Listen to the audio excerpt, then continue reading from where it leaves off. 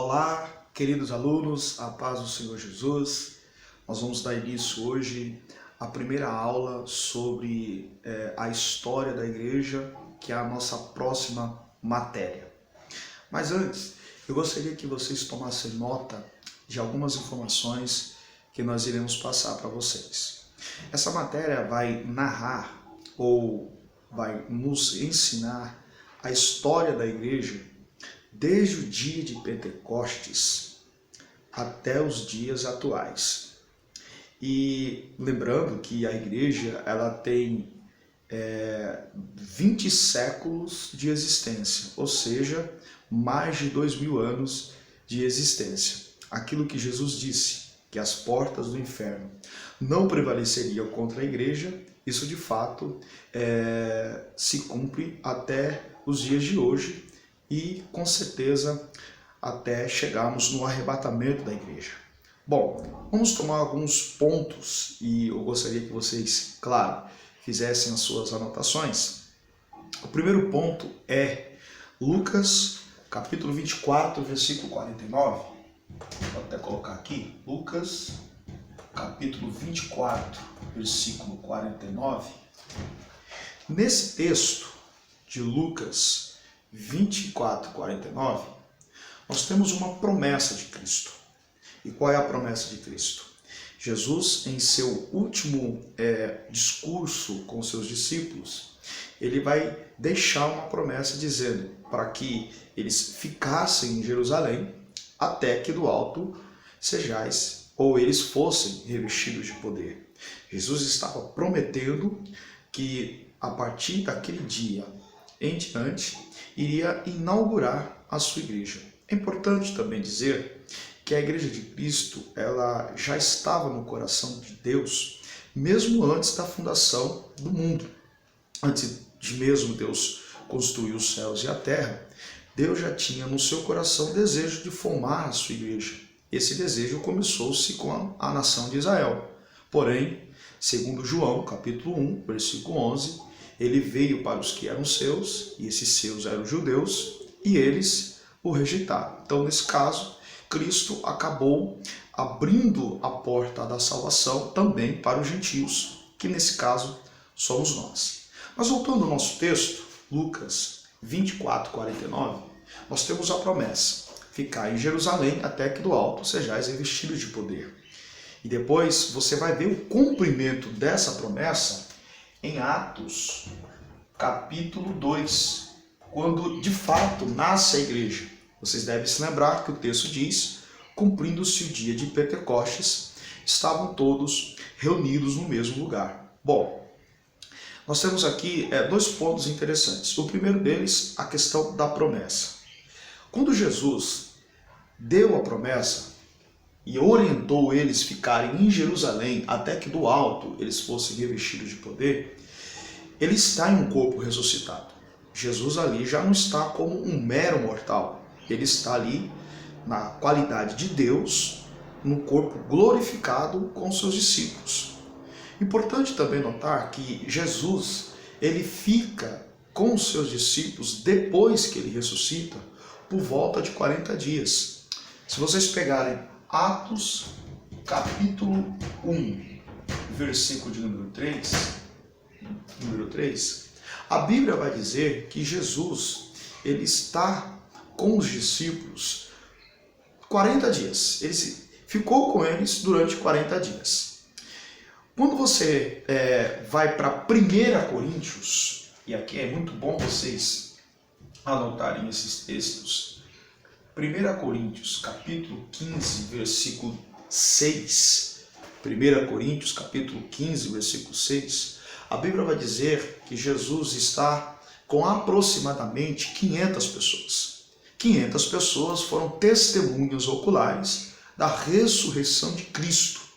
Ou seja, Jesus, ao fazer a promessa em Lucas 24, 49, o último discurso, antes dele levitar e uma nuvem o cobrir, ficar em Jerusalém até que do alto vocês venham ser revestidos de poder. Atos capítulo 2, cumpre-se a promessa. Cumprindo-se o dia de Pentecostes, estavam todos reunidos no mesmo lugar. E você vai ver que quando ele fez a promessa, Atos capítulo 1, versículo 3, Jesus está 40 dias, 1 Coríntios capítulo 15, versículo 6, com 500 pessoas. 500 pessoas foram testemunhas da ressurreição de Cristo. Então nós temos aqui um fato interessante. A Bíblia diz que Jesus ele foi crucificado no começo da Páscoa. Naquela sexta-feira da paixão, quando Jesus ele foi morto, deu-se início à Páscoa. E aí nós vamos ter um probleminha. E qual é o probleminha? Quando você lê Atos capítulo 2, a Bíblia vai dizer assim: e cumprindo-se o dia de Pentecostes. A pergunta que surge é: por que o Espírito Santo decidiu inaugurar a igreja no dia de Pentecostes? Porque a descida do Espírito Santo ocorreu justamente no dia de Pentecostes. Eu preciso que vocês tomem nota que a palavra Pentecoste,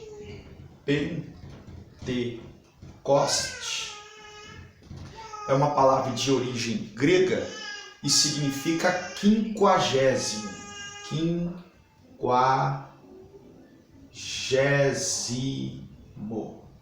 Quinquagésimo. Ou seja, 50. A palavra Pentecostes simboliza o número 50. Voltando ao que eu estava dizendo, Jesus, quando ele foi crucificado, ele foi morto no início da festa da Páscoa.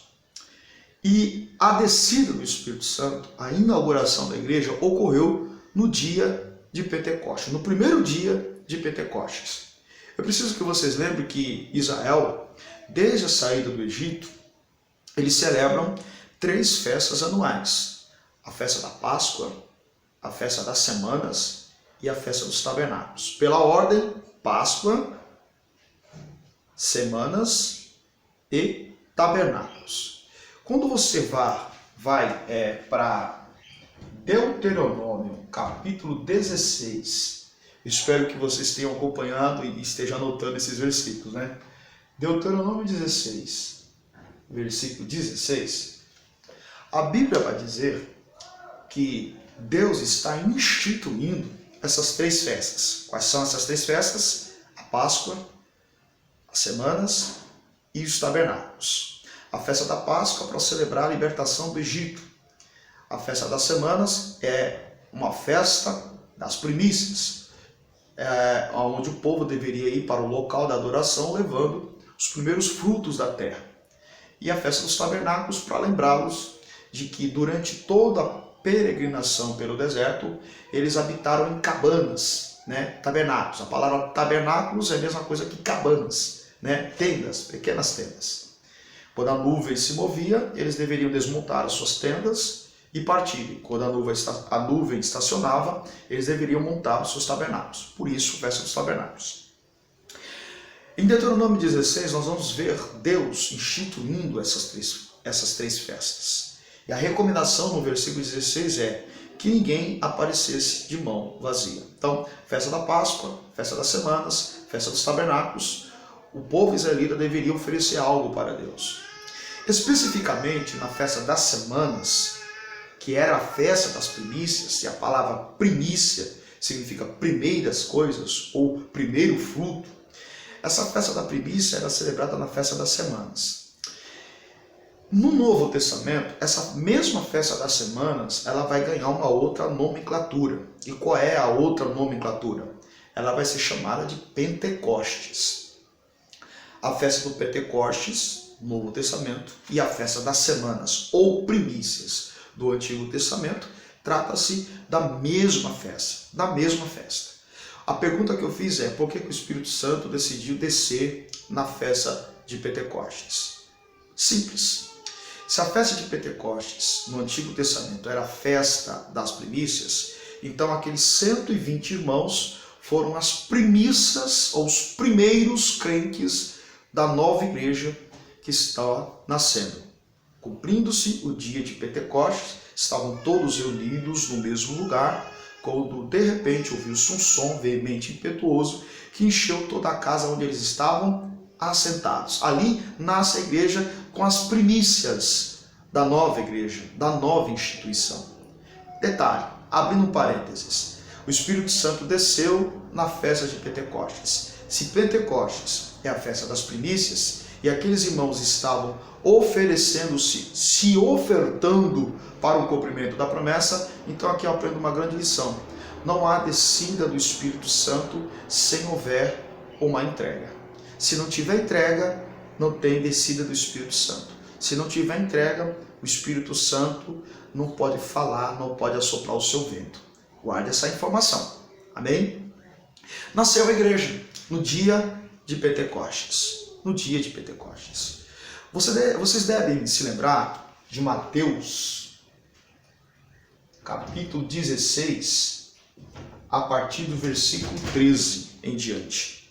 Por favor, tomem nota desses versículos. Mateus, capítulo 16, versículo 13. Esse texto ele é um divisor de águas. Como assim? Jesus aqui já está encerrando o seu primeiro ano de ministério terreno. Vocês devem se lembrar que Jesus foi batizado com 30 anos de idade nas águas do Jordão pelo seu primo João Batista. Ao sair da água, ou ao sair das águas, ele vai para o mar da Galileia, recruta 12 homens e ali inicia o seu ministério, o seu discipulado. Nesse primeiro ano de ministério, aqui em Mateus 16, Jesus vai decidir fazer um balanço do seu primeiro ano de ministério com os 12 apóstolos. E aqui, nesse texto, Jesus faz duas perguntas para os apóstolos. A primeira deles, o que os homens estão dizendo acerca do Filho do Homem? E a segunda, e o que vocês dizem ou o que vocês pensam acerca do Filho do Homem? Jesus queria saber, de fato, quem era Jesus para a sociedade que estava em volta dos apóstolos, e Jesus queria saber dos apóstolos o que eles pensavam acerca dele. Bom, vamos para a primeira pergunta. Mateus capítulo 16, versículo 13. Jesus se assenta com os 12 e faz a sua primeira reunião ministerial. E a primeira reunião ministerial começa com uma pergunta. O que os homens estão dizendo acerca do Filho do Homem? Percebe-se que no texto, cada um dá o seu relatório. Alguém levanta a mão e diz, olha, eu ouvi dizer que o Senhor é o profeta Isaías. Outro levanta a mão e diz, olha, eu ouvi dizer que o Senhor é o profeta Elias. Outro levanta a mão e diz, olha, eu também ouvi dizer que o Senhor é o profeta Jeremias, ou tem a mesma virtude do profeta Jeremias. Outro levanta a mão e diz, olha, eu ouvi dizer que o Senhor é algum dos profetas. Bom, todos fazem o seu relatório. Mas aí Jesus decide fazer a segunda pergunta. E na segunda pergunta ela é intrínseca à questão do nascimento da igreja. A segunda pergunta de Jesus é, e vós? O que pensais ou o que dizeis acerca do Filho do Homem? Quando você vai recorrer para o original grego, bíblico, o texto diz assim, a opinião dos outros, a opinião daqueles que vocês ouviram, mexeu com a opinião de vocês acerca de mim? Observe, os discípulos já estão com Jesus há 1 ano, 12 meses. Eles presenciaram os milagres de Jesus, eles presenciaram os feitos de Jesus, eles presenciaram Jesus se relacionando com o Pai. E aí Jesus faz a segunda pergunta. A primeira, o que os homens estão dizendo acerca do Filho do Homem? Todos fazem o seu relatório. A segunda, e vós? A opinião deles mudou a opinião de vocês acerca do Filho do Homem? Perceba que ninguém responde. Perceba que há um silêncio que toma conta daquela reunião. E de fato, o que eles ouviram de terceiros mexeu com a opinião deles. Isso dá a entender que a opinião deles, dos discípulos, já estando com Jesus há cerca de 1 ano, ainda não estava formada, mesmo eles tendo presenciado todos os feitos de Jesus naquele primeiro ano. E isso é triste, porque isso revela um quadro da atual igreja. Muitos são, entre aspas, seguidores de Jesus, mas só sabem de Jesus acerca daquilo que eles ouvem. Eles não têm opinião formada, eles não têm a sua opinião própria. E isso Jesus quis saber deles, qual é a opinião própria deles. Porque não dá para seguir Jesus baseado naquilo que eu ouço de terceiros. É como se Jesus dissesse assim, a opinião deles mexeu com a opinião de vocês? Acerca de mim? Acerca de mim, filho de Deus. Vocês estão comigo há 1 ano. A opinião deles mexeu com a opinião de vocês? todos ficam em silêncio. Ninguém se levanta para responder com tanta rapidez, com tantas informações pormenores como na primeira pergunta. Mas aí Pedro rompe o silêncio, aponta o dedo para Jesus e diz assim: olha, tu és o Cristo, o Filho do Deus vivo. Jesus olha para Pedro e diz: disseste bem, Pedro, porque quem te revelou isso não foi ser humano, não foi carne, não foi osso, mas unicamente meu Pai. Eu também te digo que tu és Pedro, e sobre esta pedra edificarei a minha igreja, e as portas do inferno não prevalecerão contra ela. Então, nesse texto, Jesus, Deus na terra, pela primeira vez usa o termo igreja. E o termo igreja é um termo grego chamado de eclésia. Você já deve ter ouvido isso, eclésia. E o termo eclésia significa chamados para fora. Para fora da onde? Para fora do mundo? Não. Chamados para fora de um sistema, para dentro da igreja de Cristo, para ser testemunhas, imitadores de Jesus. Então esse de fato é o sentido do termo igreja. Mas o que chama a atenção é que Pedro, voltando ao texto, Pedro ele não mudou de opinião acerca de quem era o Filho de Deus. E como prêmio, Jesus olha para Pedro e diz: olha, eu te digo que tu és Pedro. A palavra Pedro, no original grego, é Petros. E Petros quer dizer fragmento de rocha, ou rocha pequena. Jesus olha para Pedro e diz: eu te digo que tu és rocha pequena, fragmento de pedra pequena. E sobre esta rocha, aí ele aponta para ele, rocha grande, eu edificarei a minha igreja. A minha igreja vai ser edificada em mim. Mas como prêmio por você não ter mudado de opinião, eu vou te dar chaves, e o que for ligado no céu será ligado na terra. Era como se Deus, aliás, foi de fato Jesus recompensando a estabilidade de Pedro naquele momento, diferente da instabilidade dos demais que não souberam dizer para Jesus quem era ele para eles. E como prêmio, como aquele que não mudou de opinião, Deus, na pessoa de Cristo, entrega o pastoreado naquele momento da igreja para Pedro, o primeiro pastor da igreja, não o primeiro papa. Bom, isso aí fica com uma outra situação. Então vamos lá. Então nasce a igreja. E essa igreja nasceu no dia de Pentecostes, né? E como eu disse, ela existe há 20 séculos, até os dias atuais, até o arrebatamento. Se você pegar a sua apostila, pega aí a sua apostila, vamos fazer algumas leituras e eu quero que vocês acompanhem comigo aí na apostila de vocês, na página de número 1, História da Igreja. Veja aí a introdução. A história da igreja tem sido sempre, desde o seu nascimento até o presente, a história da graça de Deus para com o homem. Antes de adentrarmos no estudo dos 20 séculos em que a Igreja de Cristo tem estado em atividade, veremos os grandes acontecimentos, os quais servem como divisória, e cada um deles assinala o término e início de cada época, considerando que cada um desses acontecimentos, 7 ao todo, veremos que eles indicam os grandes períodos da história da igreja. Então aí na página 1, você vai ver que há 7 tempos, ou a história da igreja se divide em 7 partes. Em 7 partes. Durante esses 20 séculos, ou mais de 2000 anos, a história da igreja de Cristo se divide em 7 partes. A primeira parte é chamada de a pré-existência da igreja. A segunda parte, a igreja, trata-se da igreja chamada de apostólica. A terceira divisão trata-se da igreja das perseguições imperiais, ou seja, a perseguição pelo Império Romano.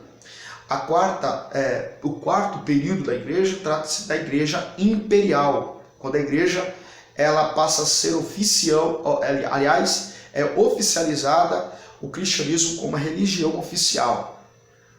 O quinto período trata-se da igreja medieval, é o desenrolar da igreja, o desenvolvimento da igreja católica que saiu de dentro do cristianismo, da igreja primitiva.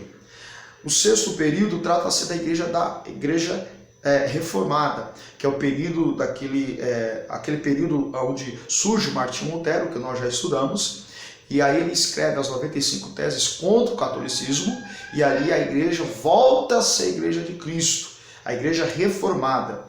E o último período dessa igreja trata-se da igreja atual. Então a igreja se divide em 7 tempos: a pré-existência da igreja, a igreja apostólica, as perseguições imperiais, a igreja imperial, a igreja medieval, a igreja reformada e a igreja atual.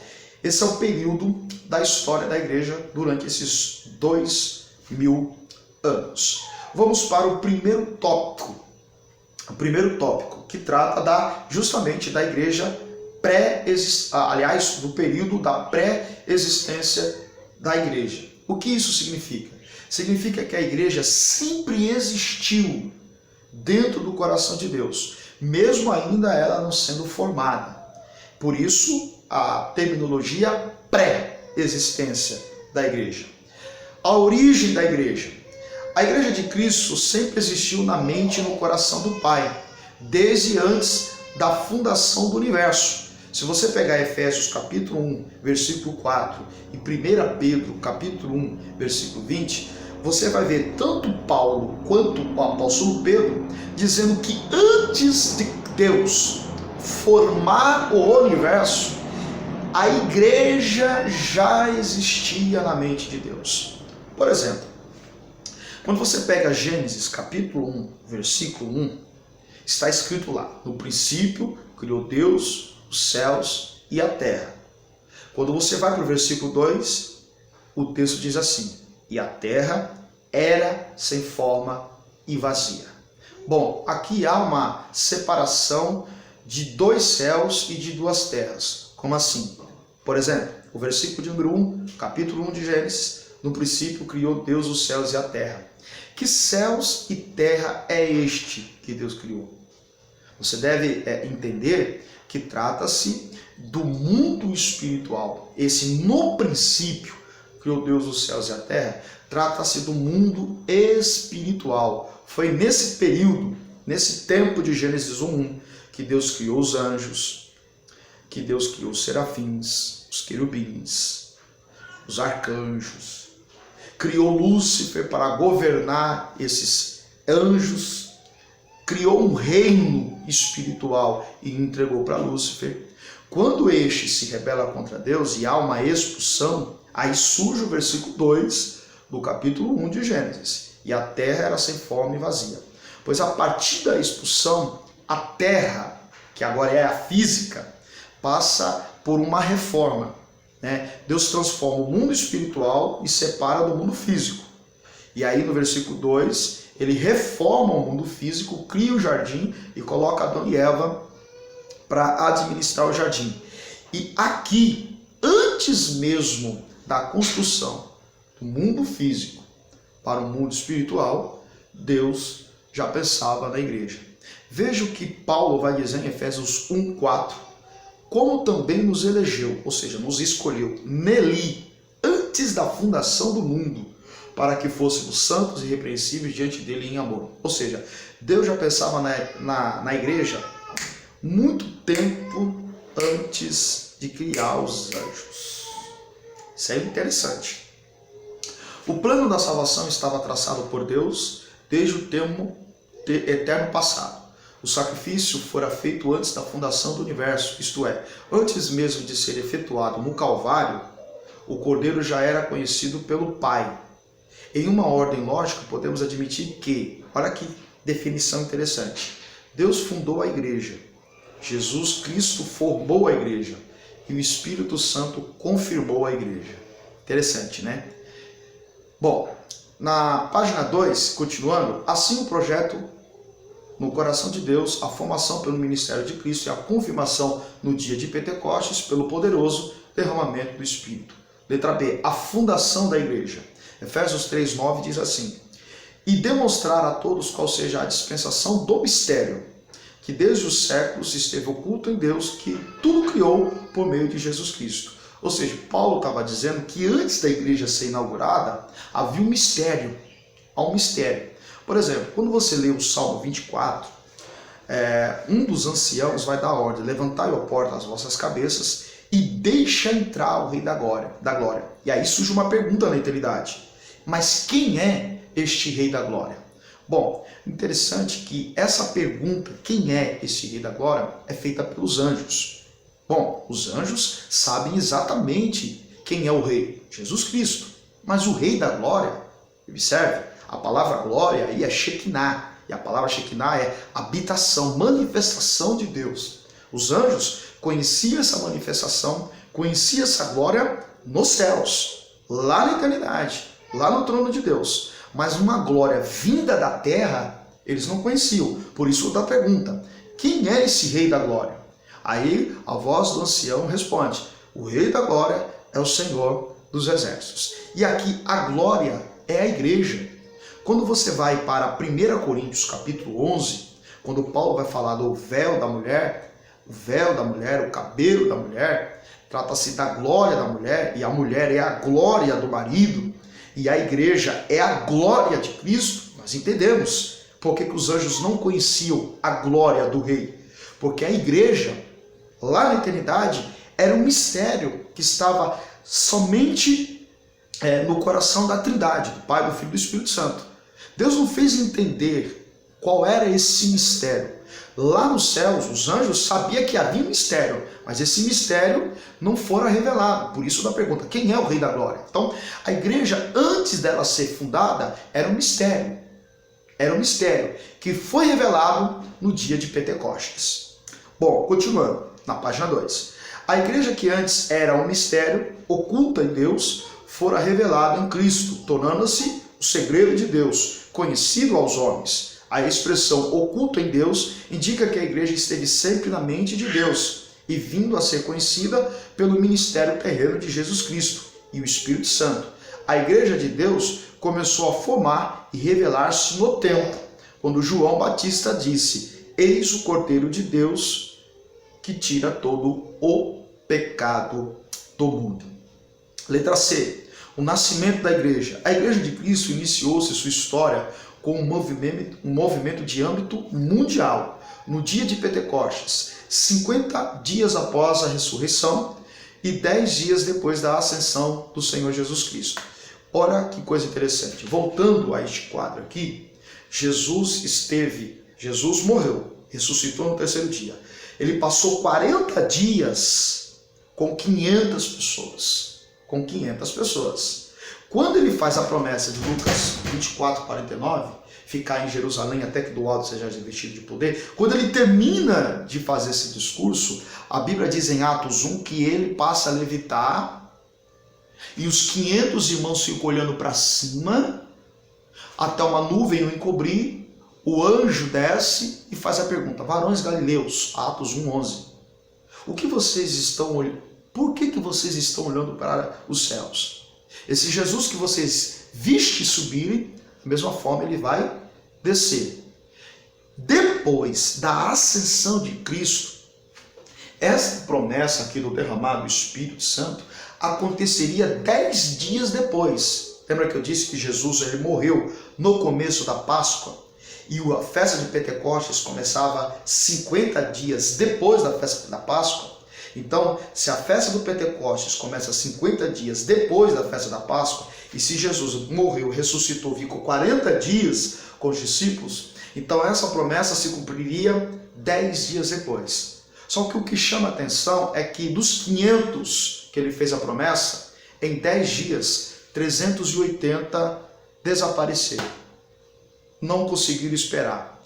E aqueles que receberam a promessa, o cumprimento da promessa, foram 120. A pergunta que surge é: em 10 dias, por que 380 não creram na promessa? Detalhe, quem prometeu foi o Filho de Deus que estava entre eles ressuscitado. Eles viram Jesus sendo crucificado com todos os requintes de crueldade. Eles viram o corpo de Jesus sendo colocado dentro de uma sepultura, uma pedra na porta. E esse Jesus removeu a pedra e ressuscitou. andou com eles 40 dias. Ele faz a promessa, ficar em Jerusalém até que do alto sejais revestido de poder. 10 dias depois se cumpre a promessa em Atos 2, cumprindo-se o dia de Pentecostes. Só que dos 500 que ele fez a promessa, em 10 dias, 380 desistiram. E quem ficou recebeu o batismo com o Espírito Santo e falaram em novas línguas. Moral da história: nem sempre todos têm a capacidade de suportar e esperar a promessa. Gente, a promessa só se cumpre na vida daqueles que ficarem. Amém? A aula de hoje está encerrada por enquanto. Nós voltaremos na próxima semana. Que Deus em Cristo vos abençoe e aproveite, desfrute dessa matéria em nome de Jesus.